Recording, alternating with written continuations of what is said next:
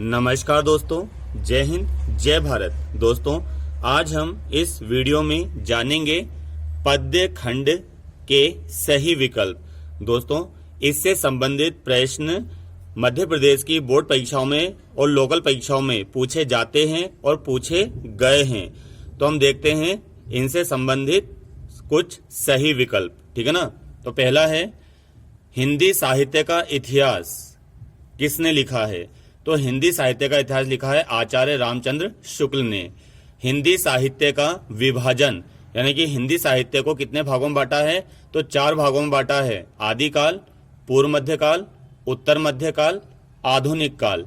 आदिकाल को वीरगाथा काल कहा जाता है, रासो काल भी कहा जाता है, चारण भाट काल भी कहा जाता है। पूर्व मध्यकाल को भक्ति काल कहा जाता है, उत्तर मध्यकाल को क्या कहा जाता है? रीति काल, और आधुनिक काल को कहा जाता है वर्तमान काल। हिंदी का प्रथम महाकाव्य, ध्यान रखिएगा आप, हिंदी का प्रथम महाकाव्य कौन सा है? तो ये है पृथ्वीराज रासो, जिसके रचयिता हैं चंदबर दाई। और हिंदी का सबसे बड़ा महाकाव्य, तो हिंदी का सबसे बड़ा महाकाव्य भी यही है दोस्तों। अगला हम देखते हैं, वीर रस की कविताएं वीर गाथा काल में लिखी गई, अर्थात आदि काल में लिखी गई, भाट काल में लिखी गई, रासो काल में लिखी गई। इतने सारे नाम है दोस्तों इसके। अब अगला हम देखते हैं, श्रृंगार रस की कविताएं कौन से काल में लिखी गई? तो श्रृंगार रस की कविताएं रीति काल में लिखी गई। इसमें नायक नायिका प्रधान कविताएं हैं। हिंदी साहित्य का स्वर्ण युग इनमें से कौन से काल को कहा जाता है? तो भक्ति काल को कहा जाता है, अर्थात पूर्व मध्य काल को कहा जाता है। भारत का लोकप्रिय महाकाव्य कौन सा है? तो भारत का लोकप्रिय महाकाव्य है रामचरितमानस। रामचरितमानस में कुल कितने सर्ग हैं? दोस्तों, महाकाव्य की एक खास बात है कि महाकाव्य में 8 सर्ग होने चाहिए, परंतु ये एकमात्र ऐसा महाकाव्य जिसमें 7 सर्ग हैं। कितने सर्ग हैं? 7 सर्ग हैं। और फिर भी महाकाव्य की श्रेणी में क्या होता है? क्योंकि इसमें राम भगवान के चरित्र का संपूर्ण वर्णन देखने को मिलता है। रीति काल को कितने भागों में बांटा गया है? तो रीति काल को 3 भागों में बांटा गया है, रीतिबद्ध, रीति सिद्ध और रीति मुक्त।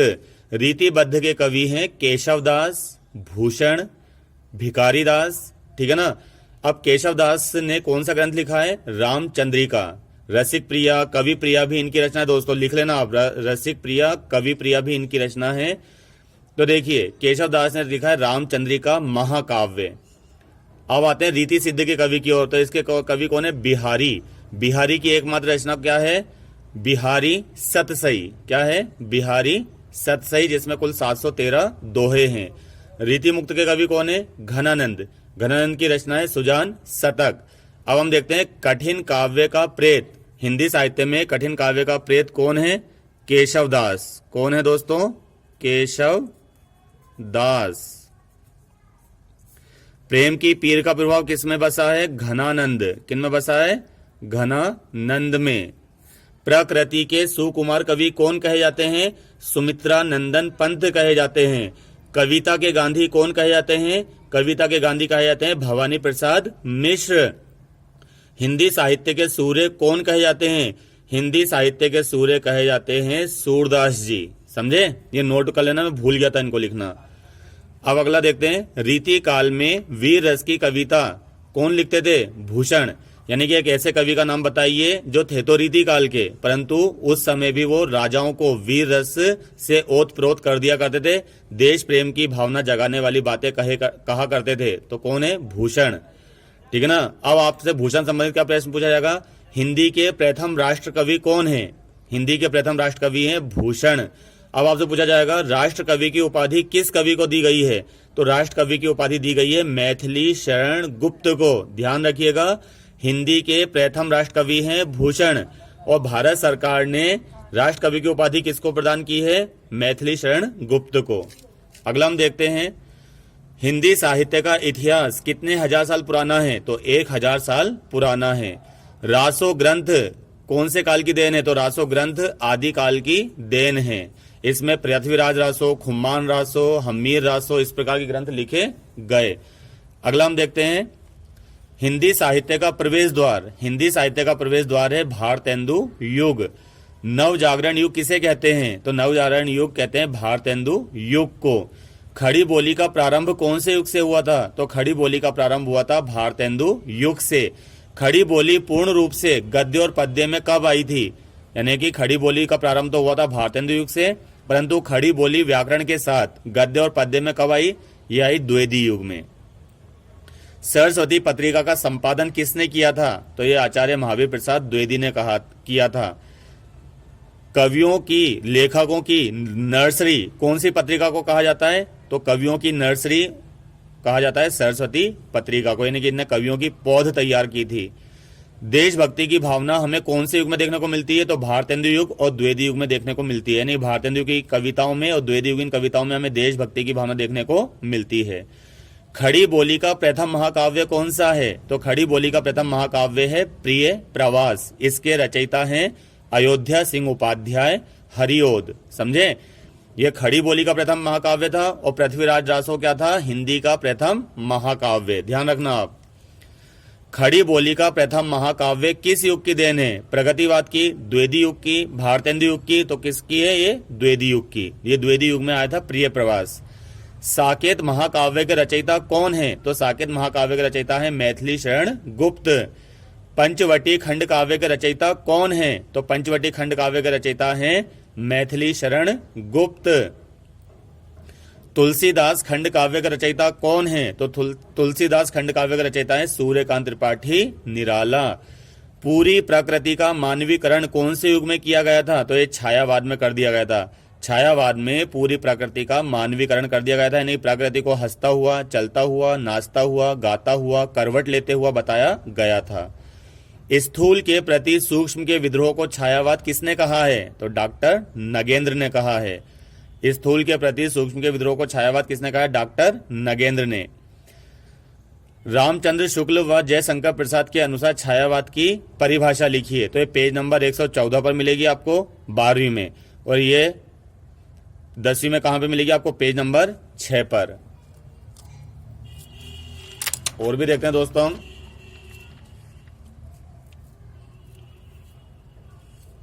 छायावाद के प्रवर्तक कौन हैं? तो छायावाद के प्रवर्तक हैं जयशंकर प्रसाद। छायावाद के आधार स्तंभ कौन हैं? तो छायावाद के चार आधार स्तंभ हैं प्रसाद, पंत, निराला और महादेवी। जयशंकर प्रसाद, सूर्यकांत त्रिपाठी निराला, सुमितानंदन पंत और महादेवी वर्मा, ये चारों के चारों छायावाद के आधार स्तंभ, मतलब खंबे हैं ये। इनके आधार पर ये छायावाद का जन्म हुआ। किस युग में प्रकृति को स्त्री और स्त्री को प्रकृति माना गया? तो छायावाद में। छायावाद में आपको पूरा का पूरा प्राकृतिक चित्रण देखने को मिलेगा और प्रकृति को स्त्री माना गया, स्त्री को प्रकृति का रूप माना गया। करुणा तथा वेदना की मीरा कौन है? करुणा तथा वेदना की मीरा कौन है? महादेवी वर्मा। कामायनी महाकाव्य के रचयिता कौन है? कामायनी महाकाव्य के रचयिता हैं जयशंकर प्रसाद। छायावाद के कवियों की सूची बनाइए या फिर इनकी रचनाएं बताइए। तो ये आपको कहाँ मिलेगा? पेज नंबर 6 पर मिलेगा ये आपको। और इधर 12वीं में कहाँ मिलेगा ये आपको? पेज नंबर 114 पर। यामा किसकी कृति है? यामा किसकी कृति है? महादेवी वर्मा की। ये आता है दोस्तों। यामा किनकी रचना है? तो महादेवी वर्मा की है। कण कण में परमात्मा होने का आभास कहलाता है तो रहस्यवाद। जब हमें कण कण में परमात्मा होने का आभास होने लगता है तो वहीं रहस्यवाद का जन्म होता है। रहस्यवाद के प्रवर्तक कौन है? तो रहस्यवाद के प्रवर्तक है मलिक मोहम्मद जायसी, मतलब मामू जा। रहस्यवाद व छायावाद में अंतर, तो ये आपको कहाँ मिलेगा? पेज नंबर 7 पर मिलेगा, काय में 10वीं कक्षा में। और इधर मिलेगा आपको पेज नंबर 116 पर 12वीं में। उत्तर छायावाद के प्रवर्तक कौन है? उत्तर छायावाद के प्रवर्तक है हरिवंश राय बच्चन। प्रेम और रोमांस की कविता काय में लिखी गई? तो ये लिखी गई उत्तर छायावाद में। उत्तर छायावाद का एक और नाम है हालावाद। हाला मतलब क्या होता है दोस्तों? प्रेम। और प्रेम और रोमांस की कविता काय में लिखी गई? उत्तर छायावाद में। उत्तर छायावाद का एक नाम क्या है? हालावाद। हालावाद के प्रवर्तक कौन है? हरिवंश राय बच्चन। अगला हम देखते हैं प्रगतिवाद के प्रवर्तक कौन है? प्रगतिवाद के प्रवर्तक है नागार्जुन। और 10वीं में पूछा जाता है नागार्जुन जी के बचपन का नाम क्या है? तो वैद्यनाथ मिश्र। प्रगतिवाद किसके नियम पर चलता है? तो प्रगतिवाद चलता है मार्क्स के नियम पर, ठीक है ना। मार्क्स जो पूंजीवाद के विरोधक थे उनके नियम पर ये प्रगतिवाद चलता है भारत में। हम की भावना किस काव्य में देखने को मिलती है? हम मतलब हम सब। अगर हम सब मिलकर इन पूंजीपतियों का विद्रोह करेंगे तो हम आजाद हो जाएंगे पूंजीपतियों से। तो हम की भावना कायम देखने को मिलती है हमें प्रगतिवाद में। पूंजीपतियों का विरोध हमें कौन से में देखने को मिलता है? तो प्रगतिवाद में देखने को मिलता है। कुकुरमुत्ता के रचयिता कौन है? तो कुकुरमुत्ता के रचयिता है सूर्यकांत त्रिपाठी निराला। प्रयोगवाद के प्रवर्तक कौन है? प्रगतिवाद के तो कौन थे? नागार्जुन। और प्रयोगवाद के प्रवर्तक कौन है? अज्ञे जी। अज्ञे जी का पूरा नाम क्या है? सच्चिदानंद हीरानंद वात्सायन अज्ञे जी। इसको आप लिखना सीख लीजिएगा दोस्तों, 10वीं में पूछा जाता है। अगला है तार सप्तक पत्रिका का संपादन किसने किया था? तार सप्तक पत्रिका का संपादन किया था अज्ञे जी ने। किसने किया था दोस्तों? ये अज्ञे जी ने किया था। प्रथम तार सप्तक कब आया था?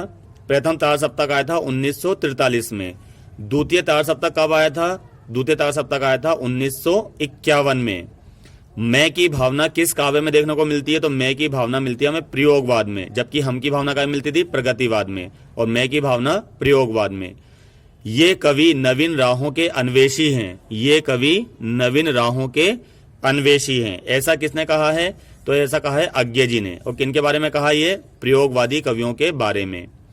मनोविश्लेषण कविताएं, मनोवैज्ञानिक कविताएं कौन से युग की देन है? तो ये प्रयोगवाद की देन है। प्रयोगवाद किसके नियम पर चलता है? तो प्रयोगवाद चलता है फ्राइड के नियम पर, जबकि प्रगतिवाद किसके नियम पर चलता था? मार्क्स के नियम पर, और ये फ्राइड के नियम पर। नई कविता के प्रवर्तक कौन है? तो नई कविता के प्रवर्तक हैं गजानन माधव मुक्तिबोध।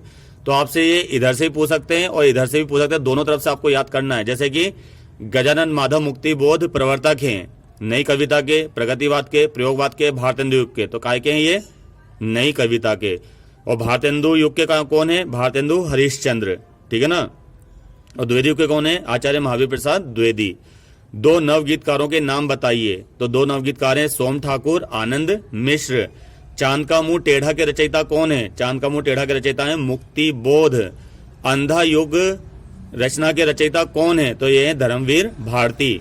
उत्सवों, तीज, त्योहारों, पर्वों, सावन में गाए जाने वाले गीतों को क्या कहते हैं हम? लोकगीत। लोकगीत का संबंध काय से होता है? श्रम से होता है। कजली गीत कब गाया जाता है? तो कजली गीत गाया जाता है सावन में गाया जाता है। उम्मीद है आज का वीडियो आपको पसंद आया होगा, समझ भी आया होगा। इसको आप नोट करिएगा और आपके पास समय कम है और इनको याद भी करिएगा। और अगर किसी चीज में आपको दिक्कत आती है तो मुझसे कमेंट्स के द्वारा बात भी कर सकते हैं। धन्यवाद दोस्तों।